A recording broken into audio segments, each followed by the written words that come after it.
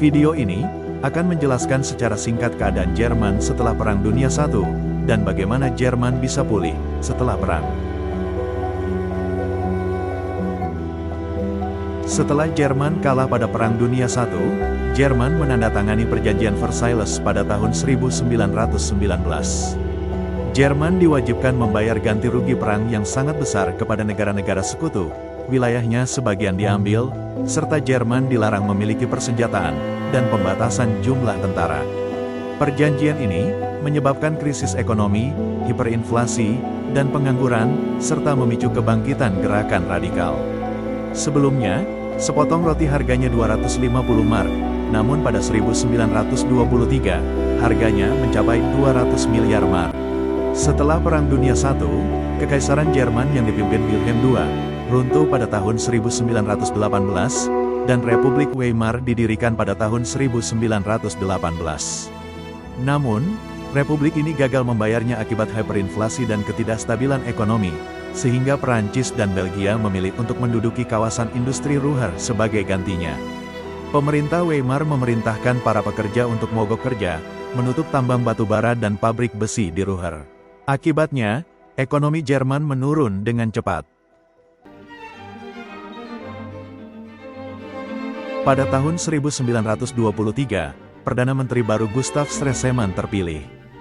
Dia memerintahkan pembukaan kembali pekerjaan industri di Ruhr, dan pada saat yang sama melaksanakan rencana Dawes pada tahun 1923. Rencana Dawes diusulkan oleh sebuah komite yang dipimpin oleh Charles Dawes pada tahun 1924, yang berhasil menyelesaikan masalah reparasi yang harus dibayarkan Jerman setelah Perang Dunia I. Rencana tersebut mengakhiri krisis diplomatik Eropa pasca Perang Dunia I dan Perjanjian Versailles. Rencana ini berperan dalam mengakhiri pendudukan sekutu dan memperkenalkan rencana pembayaran bertahap bagi Jerman untuk membayar reparasi perang.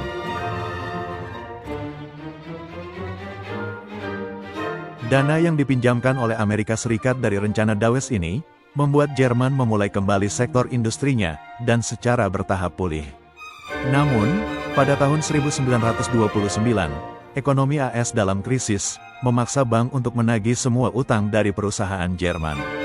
Banyak bisnis tidak lagi memiliki modal untuk beroperasi, yang menyebabkan pengangguran meningkat dan ekonomi rusak lagi. Rencana yang adalah program yang ditandatangani pada tahun 1929 untuk menyelesaikan reparasi setelah Perang Dunia I. Program ini diajukan oleh sebuah komite yang dipimpin oleh industrialis Amerika Owen De Young, dan sebenarnya merupakan perpanjangan dari rencana Dawes.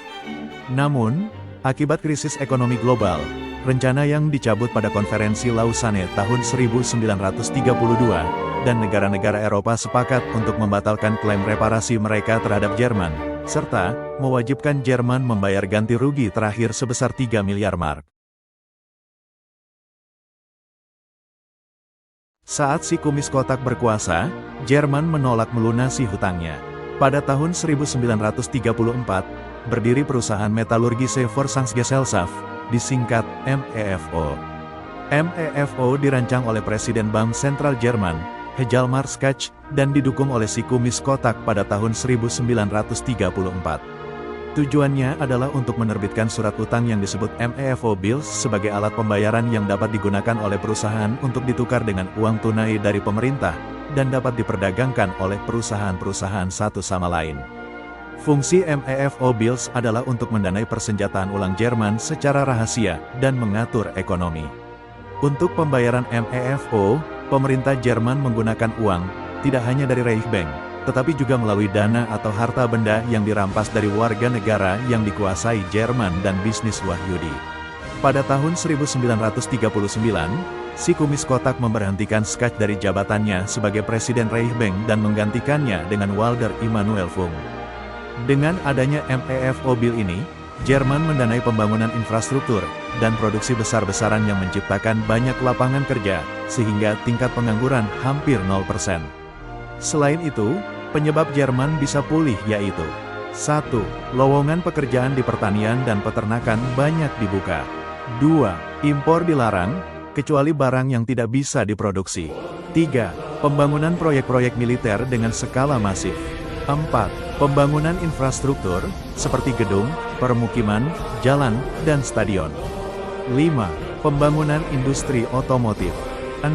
Semua orang memiliki pekerjaan dengan gaji yang cukup. 7. Badan bernama KEDF dibentuk untuk menyelenggarakan kegiatan rekreasi yang terjangkau seperti konser, drama, perpustakaan, wisata sehari dan liburan bagi rakyat Jerman.